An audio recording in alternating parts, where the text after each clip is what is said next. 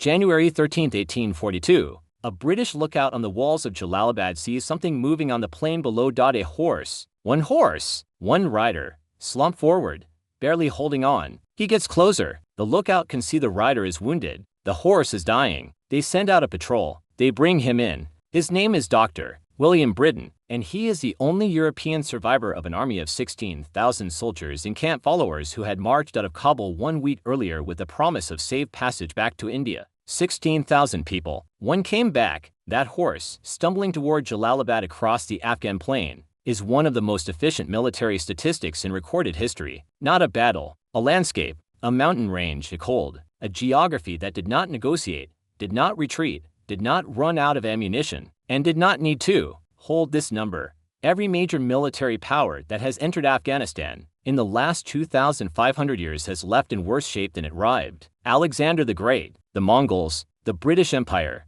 3 times, the Soviet Union, the United States, every single one. This is not a coincidence. It is not evidence of unusual Afghan ferocity, though that ferocity is real and documented and terrifying. It is not evidence of divine protection, though that narrative has its adherents. It is geography, specific, measurable, cold geography, the kind you can trace on a topographic map with a finger and watch armies disappear. The question this investigation is built around, the question that cuts through every editorial, explanation, every retrospective analysis, every post-mortem written by generals and strategists who should have known better, is this: if the evidence has been there for 2.5 millennia, why does every empire in history look at Afghanistan on a map and decide this time will be different? The answer is also in the geography, just a different part of it. Open a physical map of Afghanistan, not a political map, a topographic one, where elevation is rendered in color, greens and yellows for low ground, oranges and reds for high, and white for the truly unreachable. Most of Afghanistan is not green or yellow. Most of Afghanistan is red and white. The Hindu Kush mountain range runs diagonally across the country's interior from northeast to southwest.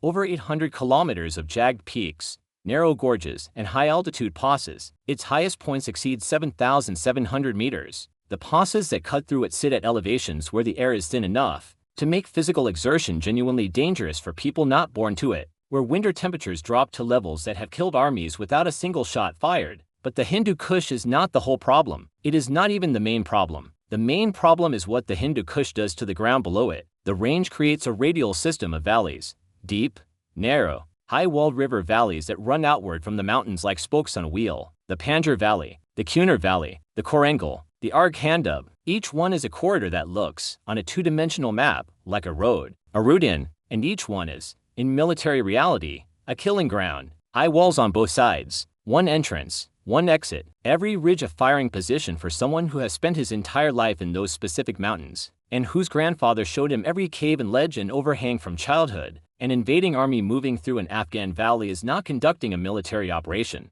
It is entering a room where the defender has already placed himself in the ceiling. This is not theory. It is documented history, repeated with such consistency across centuries that it stopped being remarkable only because each new invader managed to convince themselves it would not apply to them. In 330 BCE, Alexander the Great arrived in what is now Afghanistan after conquering the entirety of the Persian Empire in 3 years of open-field battles. He was, at that moment, arguably the greatest military mind in human history, commanding the most disciplined and experienced army on earth. He spent the next 3 years, almost as long as his entire Persian campaign, fighting in the mountains and valleys of Bactria and Sogdiana, the ancient names for what is roughly modern Afghanistan and its neighbors. He crossed the Hindu Kush twice. His men crossed mountains so cold and so high that, according to the Roman historian Quintus Curtius Rufus, for 75 kilometers there was no water, and the sand was so hot it burned like fire, because the terrain switches with almost no transition from frozen mountain passes to desert plain, forcing invaders to fight 2 entirely different environmental enemies in the same campaign. A local resistance leader named Spidamenes used tactics that the Greek military, optimized for open-field phalanx warfare, had never encountered. His cavalry would encircle Macedonian columns in the open country, shoot them down from horseback, then vanish into terrain no Greek soldier could follow. When Alexander chased,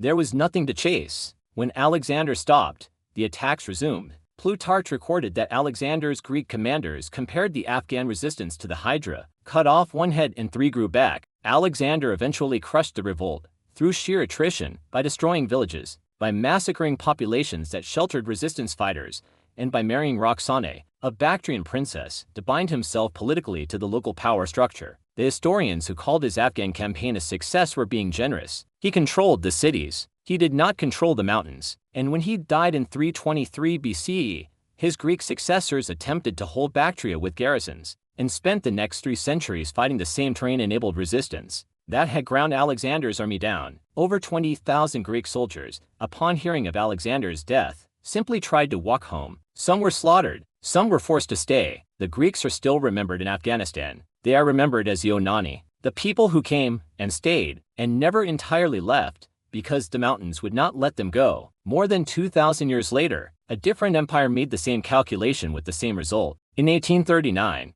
the British East India Company marched into Afghanistan with approximately 16 to 20,000 troops in the largest deployment the company had assembled. The army was called the Army of the Indus. It moved through the Bolan Pass, up through Kandahar, and into Kabul. The Afghans, fractured by their own political disputes, offered little coordinated resistance. Kabul fell almost without a fight. The British set up a cantonment. Officers brought their wives. Polo was played. The commander reported that everything was under control. What the British had done was enter the valleys. They held the cities. They held the roads between cities when they could, but the mountains were never theirs, and the mountains surrounded everything. The local tribes watched. They noted the supply lines running back through the Khyber Pass, the famous narrow gorge that connects Afghanistan to British India, roughly 30 miles long and at its tightest, less than 3 meters wide. Supply convoys moving through the Khyber were shot at from above, from positions that the tribes had been using for this precise purpose for generations. The British paid bribes to keep the tribes quiet.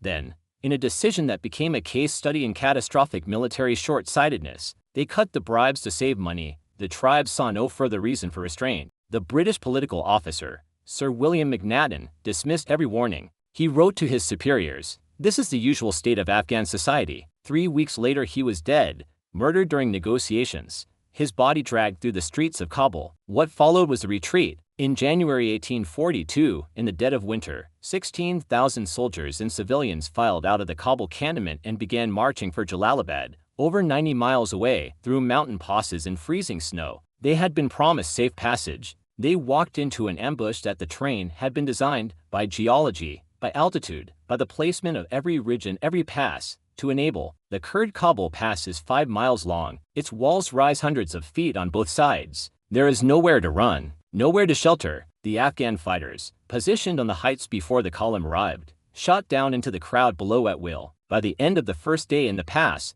3,000 people were dead. 7 days later, one man arrived at Jalalabad. His name was William Brydon. Behind him, somewhere in those passes, 16,000 people were gone. The British Empire, at the height of its global power, commanding the most sophisticated military organization of the 19th century, had just been erased by a mountain range. Here is where the myth must be confronted, because there is a version of the Afghanistan story that circulates in Western strategic culture, and it goes like this. Empires fail in Afghanistan because of political mistakes, overconfidence, poor intelligence, cultural misunderstanding, fixed politics, and the geography can be overcome. This myth is not just wrong, it is the specific wrong belief that has gotten every empire in this list killed, because here is the geographic fact that no amount of political sophistication can overcome. Afghanistan is not a country in the conventional military sense. It is a collection of terrain systems that have never permitted centralized control, and which, by the physics of high-altitude mountain warfare, make every tactical advantage of an industrialized military disappear. A modern army's advantages are firepower,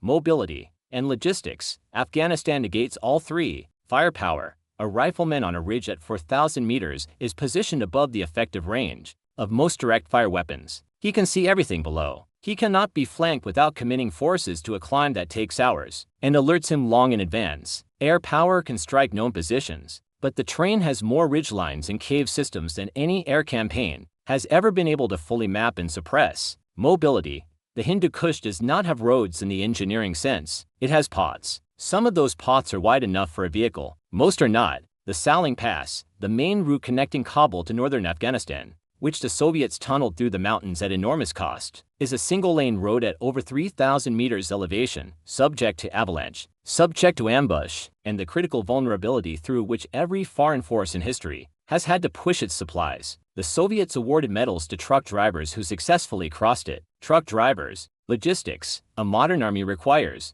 roughly 22 pounds of material per soldier per day in the field: food, fuel, ammunition, equipment. Getting 22 pounds per day to a soldier at the end of a supply line is difficult. That supply line runs through the Khyber Pass, along roads that can be mined, past mountains at high ambush positions, requiring an infrastructure investment so enormous that both the Soviet Union and the United States found themselves spending more money on logistics than on prosecution. The Soviets tried 9 separate major offensives into the Panjshir Valley, the 70-kilometer-long gorge north of Kabul, where Ahmad Shah Massoud's forces had established themselves. Each offensive involved up to 15,000 troops, helicopter assaults, bomber strikes, armored columns. Each offensive made initial gains. Each time the Soviets withdrew, the Mujahideen reoccupied the terrain within days. The geography erased the tactical victories as fast as they were won. Soviet truck drivers were given medals for crossing a road. Let that settle in. The Soviet war in Afghanistan ran from 1979 to 1989, a decade. The USSR lost between 15,000 and 50,000 soldiers depending on how you count, killed in action, died of wounds, disease, and the particular category of death that no war record captures neatly: men who survived but never recovered. But the death toll is not what broke the Soviet Union. What broke the Soviet Union was the economy of the terrain. An army fighting in mountains must constantly fight uphill, in the literal physical sense and in every logistical, operational, and strategic sense. Moving supplies costs 7 times what it costs in flat country. Maintaining positions costs 7 times the personnel and equipment. Evacuating casualties costs 7 times the time in helicopters. Everything compounds. The burn rate of the Soviet war machine in Afghanistan eventually became unsustainable, not because the Afghans had better weapons, though the American-supplied Stinger missiles turned the tide in the air war by giving the Mujahideen the ability to shoot down Soviet helicopters, which were the primary means of bypassing ground that could not be moved through. The Soviets lost their air power advantage and were left with a ground-only campaign and train designed to kill. Ground campaigns. They left in 1989. The country they left behind, destabilized, flooded with weapons, its institutions destroyed by a decade of Soviet bombing of infrastructure and deliberate targeting of agriculture to deny cover and sustenance to resistance fighters, collapsed into civil war and then fell to the Taliban. And then the United States arrived. October 7, 2001, the most technologically advanced military in human history, operating with satellite intelligence, precision munitions, special operations forces, and an essentially unlimited budget, entered Afghanistan in response to the September 11th attacks. The initial campaign was extraordinary. The Taliban regime collapsed in weeks. Kandahar fell, Kabul fell, and then, in December 2001, Osama bin Laden retreated into the mountains, specifically into a cave complex in the White Mountains called Tora Bora, a fortress of narrow valleys, snow-covered ridgelines, and jagged peaks reaching 14,000 feet. Sitting 10 miles from the Pakistani border, the U.S. had approximately 1,300 military personnel in Afghanistan. The CIA officer on the ground, Gary Burnson, requested a battalion of Army Rangers, around 800 soldiers, to seal the mountain passes and block bin Laden's escape routes. His superiors, including General Tommy Franks, declined. The assessment was that Pakistan would seal the border. The mountains had approximately 150 possible escape routes. The United States did not have enough soldiers in the country to close them. Bin Laden walked out on horseback on December 15, 2001, and disappeared into a place so remote it did not appear on any maps. Too close. 150 mountain passes in the Hindu Kush, U.S. Military planners estimated they would have needed 9,000 soldiers. They had 1,300. The train had, with perfect indifference, done what it always does. The United States stayed in Afghanistan for 20 years. It spent $0.3 trillion. It lost 2,320 for military personnel and approximately 3,917 contractors. It trained an Afghan National Army estimated at 300,000 soldiers, equipped with modern weapons, vehicles, and air support. On August 15, 2021, within days of the last U.S. troops departing, the Taliban entered Kabul. The Afghan government collapsed in hours. The 300,000-soldier army, trained at a cost of $90 billion, dissolved without a fight, not because the training was poor, not entirely because the government was corrupt, though it was, because an army trained by a foreign power to defend a state that has never functioned as a unified state cannot stand, in terrain that has never permitted centralized control. Once the foreign logistics chain, the 22 pounds per soldier per day, is removed, without the infrastructure, there is no army. There is only the terrain. And the train was always on the other side. The myth the analysis cannot survive is the one sold most aggressively after the American withdrawal. That the problem was the specific decisions made in 2001, or 2009, or 2021,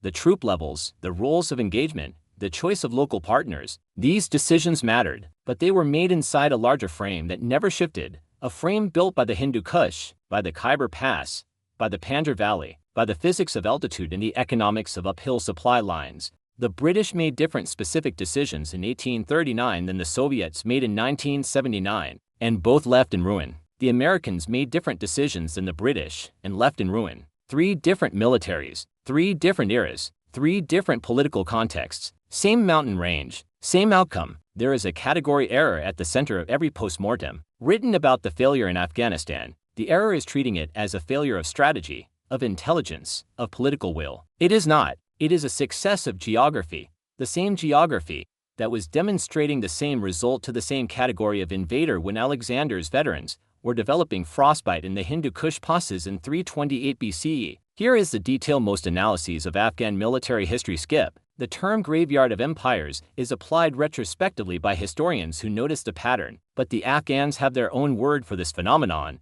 a word that predates the academic framing by centuries, the Pashtun concept of Torah, the tribal code that treats defense of home territory as a sacred obligation, inseparable from personal honor, did not develop in a vacuum. It developed in mountains. Mountains that made defense possible and made occupation impossible, and therefore made the obligation to defend not merely honorable but strategically rational. The terrain didn't just enable resistance, it created the culture that values resistance. The mountains and the culture that emerged from living in them are the same weapon, operating on different timescales. A soldier from the valleys of Kunar learns the ridgelines round his village, the way an American child learns the streets of his neighborhood, by running them, by hiding in them, by playing in them, until they are fully internalized. He knows every cave, every overhang, every position from which a shooter can see down the valley and cannot be seen from below. He knows where the shadows fall in winter and where the snow collects deep enough to slow a column to a standstill. The invader, arriving with satellite maps and aerial reconnaissance, sees the valley from above, abstracted into contour lines. The defender sees it from inside, lived in across a lifetime. This is not a special quality of Afghan people. It is a quality of any population that has spent generations in terrain that rewarded intimate geographic knowledge with survival. The terrain selected, over centuries, for the kind of human who could use it most effectively. The mountains built the fighter that the mountains required. What remains? The Taliban are back in Kabul. They were in Kabul before the United States arrived, and they are in Kabul now, and they will almost certainly be in Kabul after whatever entity attempts the next intervention. If one comes, the mountains are unchanged. Tora Bora's cave complexes still exist. The Panjshir Valley's walls are still 2,000 feet high. The Saling Pass is still a single road at 3,000 meters. The Khyber is still 30 miles of narrow gorge. The cost of the American war, $2.3 trillion. The cost of the Soviet war, estimates range from $50 to $100 billion at Cold War exchange rates, plus an argument that it contributed materially to the bankruptcy of the Soviet state and the political collapse that followed. The British fought 3 separate Afghan wars and left each time with less than they arrived. The cumulative cost to the empires that have attempted Afghanistan, ruinous. The cost to the terrain, nothing. The mountains do not invoice anyone. They do not need to. The question that should be uncomfortable, the one that the post-mortem analyses of the American withdrawal buried in footnotes and qualifications, is the one that has no clean answer. If the pattern is this clear, if the evidence runs from Alexander to Brydon without a single exception, if every post-invasion analysis of every failed Afghan campaign has identified, at its core, the same geographic variables, the terrain, the passes, the valleys, the logistics mathematics, then the question is not why empires fail in Afghanistan. The question is why, knowing this, they keep going in. And the answer to that question is in a different kind of geography, not the physical geography of the Hindu Kush, the political geography of power, of what it means for an empire to be seen doing nothing, of the calculation, made in London and Moscow and Washington, that the cost of not invading Afghanistan,